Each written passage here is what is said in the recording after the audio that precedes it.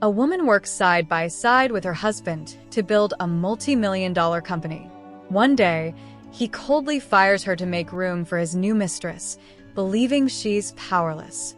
What he doesn't know is she secretly built the company's security backbone. One secret code triggers, and in a single night, his $8 million empire collapses, leaving him with nothing but regret. I still remember the way he looked at me that morning. Cold. Calculated. Like I was just another employee he could dispose of. I had spent 10 years building that empire beside him, sacrificing nights, birthdays, and my dreams to help him rise. And in return, he handed me a termination letter. No explanation. No guilt. Just a signature and a half-smile that cut deeper than any knife. When I asked why, his answer was simple, almost rehearsed. It's not personal. It's just business. But the truth slipped through his eyes. She was standing behind the glass wall, in my office, wearing my seat like a crown. His new mistress. Freshly hired, freshly promoted. She didn't even try to hide her smirk. That was the day my world cracked, but it wasn't the day I broke. I walked out of that boardroom with my head held high, but inside, a storm was forming. They thought they were replacing me. What they didn't realize was, I wasn't just a CEO's wife. I was the architect. Every financial system, every security layer, every operational code, I built them. And buried deep inside was something only I knew about. A single line of code that could turn their empire into dust. The following weeks were a performance. He paraded her around the company like a trophy. Photos, events, new titles. I became the ghost of their success, erased from websites, press releases, and office walls. But while they were celebrating, I was watching. Every move, every careless mistake, every email she forwarded to her personal account, every file he signed without reading. Their arrogance became my blueprint. People whispered in the hallways. Some pitied me, some avoided me, and some secretly rooted for me. They all knew what I had built, but no one dared to challenge him. He had become untouchable, powerful, a man who thought betrayal had no consequences. One night, while they hosted a grand dinner celebrating their new leadership era, I sat in my small apartment, laptop open, fingers hovering over the keyboard. My heart wasn't pounding from fear. It was from clarity.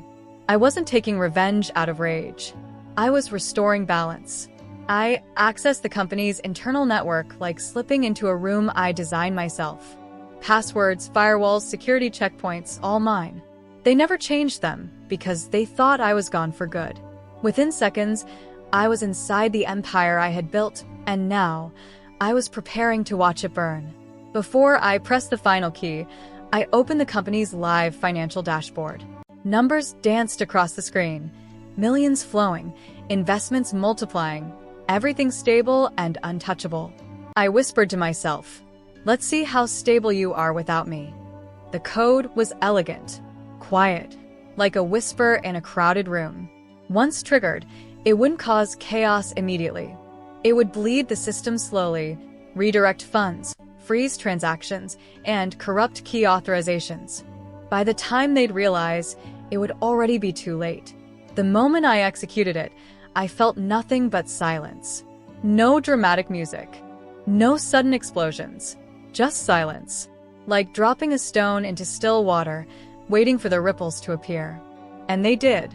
At exactly 9:03 a.m. the next day, their finance director called him in panic. Unauthorized fund movements. Accounts freezing. Systems glitching. Within minutes, the entire building was buzzing with chaos.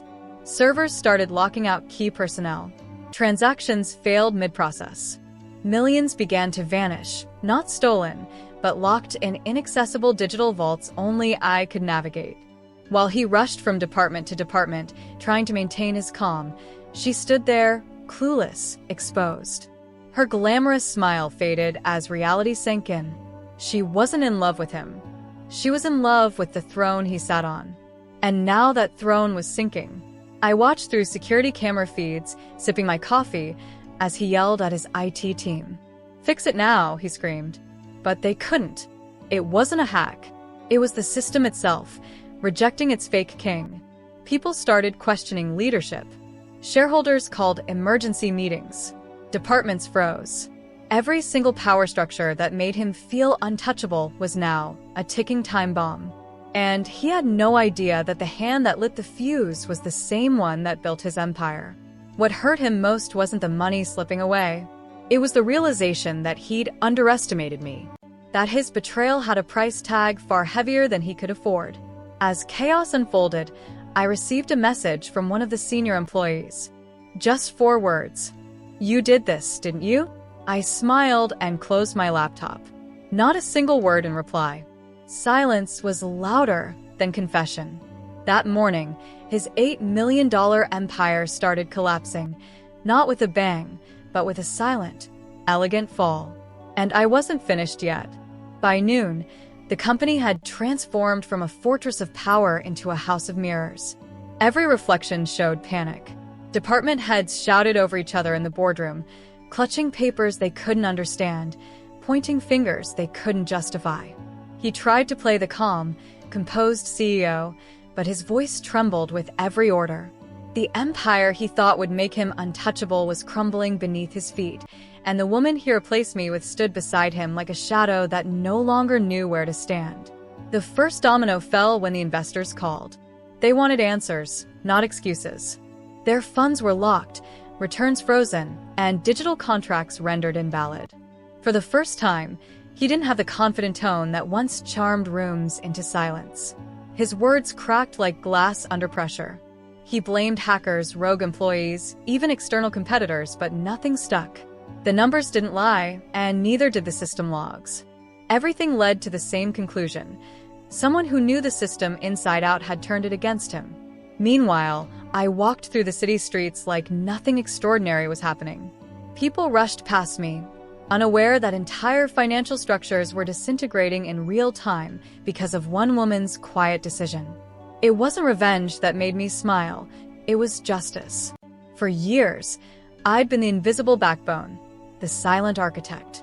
They had written me out of the narrative, but I was rewriting the ending in real time. Back in the boardroom, the mistress finally spoke. Her voice, usually dripping with charm, now sounded shaky. Maybe we should call her. He froze. The suggestion hung in the air like smoke. He hated the idea of needing me, but he hated the collapse more. In that moment, pride and survival collided inside him. And survival was losing. I didn't pick up his first call, or the second. By the third, he left a voicemail. The voice that once dismissed me as replaceable now begged. "I know you're upset. I know I hurt you. But you need to fix this. The company, it's dying. I need you. Not we, not us. Just I need you." The irony tasted sweet. I let the silence stretch for hours. Every minute I didn't respond, the situation worsened. Vendors pulled out of contracts. Clients initiated lawsuits. The stock value began to nosedive. News outlets caught the scent of blood and started circling. Headlines read, "Empire in freefall, $8 million company on the brink. Internal sabotage suspected." The story was no longer confined to his glass tower. It was spreading like wildfire. Finally, I called him back. My voice was calm, almost too calm. "What's wrong?" I asked, knowing exactly what was wrong. He didn't waste time. "I need you to come back. I'll make it worth your while. Just fix this." For a man who once threw me away like an outdated file, hearing him negotiate for my help was almost poetic. I told him I'd think about it and hung up before he could respond. The truth was I already had a plan, not to help him, but to take back what was mine. For years, I built that company with loyalty and love. He built his betrayal with greed and arrogance. Now it was time to separate what belonged to me from what would be left of him. And I wasn't going to do it quietly. That evening, while he and his team worked sleeplessly to untangle a web they didn't understand, I visited my lawyer.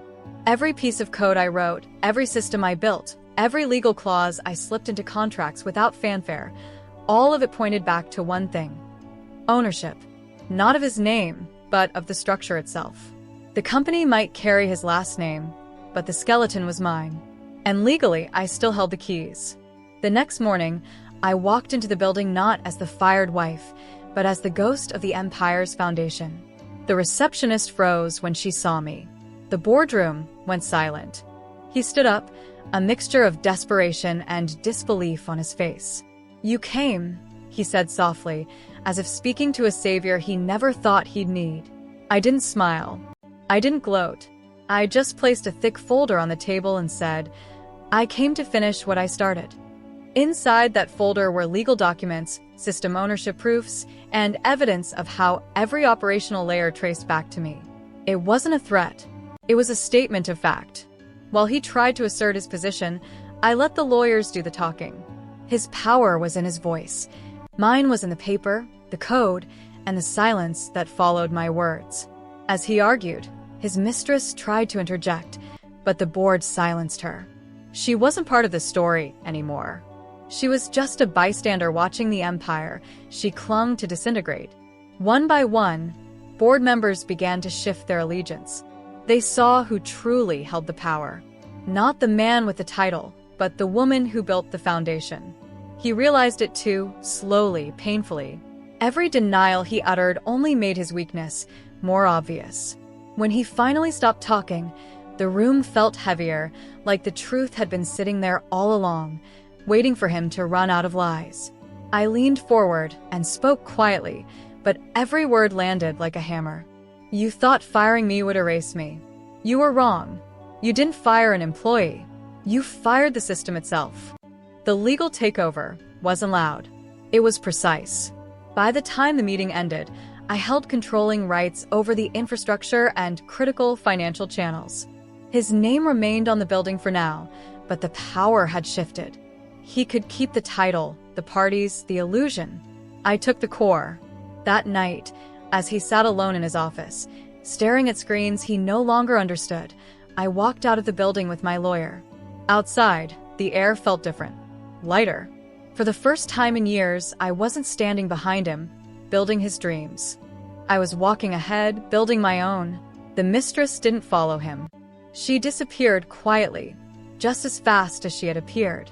The empire he thought he controlled was now a hollow shell, and he was left to watch as the woman he betrayed reclaimed everything without raising her voice.